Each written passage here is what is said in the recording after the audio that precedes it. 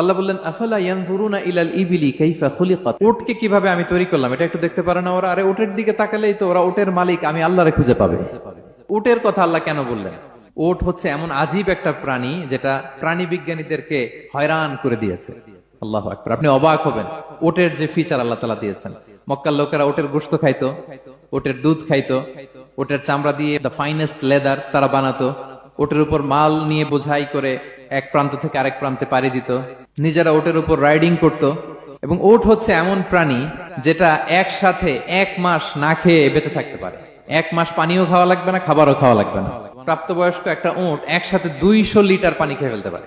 এবং উটের পেটের ভিতরে একটা স্পেশাল ওয়াটার চেম্বার আছে, ওই চেম্বারে রেখে দেয়, যখন লাগবে ওইখান থেকে নিয়ে নিয়ে বেঁচে থাকে। 1 মাস না খেয়ে বেঁচে থাকে কি করে? উটের পিঠে দেখবেন একটা কুজ আছে, এই পুরো কুজটা হচ্ছে চর্বির আধার। ওটের যখন খাবার থাকে না মরুভূমিতে, মাসের পর মাস যখন চলে, ওই চর্বি